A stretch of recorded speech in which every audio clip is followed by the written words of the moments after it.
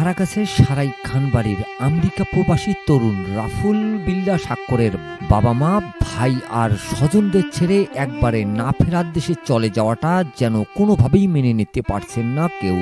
শনিবার সন্ধ্যার আগেও সারাই খানবাড়ি এলাকায় পরিচিত এবং বন্ধুদের সঙ্গে কথা বলেন স্বাক্ষর, কিন্তু রাতে বাড়ির আঙ্গিনায় স্বাক্ষরের নিথরদেহ রাখা হলো লাশবাহী গাড়িতে। সড়ক দুর্ঘটনায় হাস্যোজ্জ্বল স্বাক্ষরের মৃত্যুর খবর ছড়িয়ে পড়লে মুহূর্তের মধ্যে শোকের ছায়া নেমে আসে স্বজন, প্রতিবেশী আর বন্ধুমহল সহ পুরো এলাকায়। লাশবাহী গাড়িতে রাখা স্বাক্ষরকে দেখতে এসে কান্নায় ভেঙে পড়েন স্বজন আর বন্ধুমহল। স্থানীয়রা জানান, গত অক্টোবরে আমেরিকায় বাবা মাকে রেখে বড় ভাইয়ের সঙ্গে দেশের গ্রামের বাড়িতে বেড়াতে আসে হারাগাছের সারাই খানবাড়ির আব্দুল হামিদ বিল্লাহ বাবুর ছোট ছেলে রাফুল বিল্লাহ স্বাক্ষর। শনিবার সন্ধ্যায় রাফুল বিল্লাহ স্বাক্ষর সহ 3 বন্ধু একসঙ্গে আলাদা আলাদা মোটরসাইকেলে রংপুর যাচ্ছিল।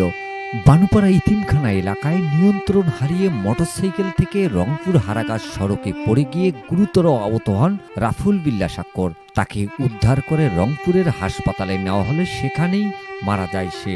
পরে রাতেই তার মরদেহ শীতাতাপ নিয়ন্ত্রণ লাশবাহী গাড়িতে হারাগাছ সারাই খানবাড়িতে আনা হয়। Mizanur Rahman, DRS news.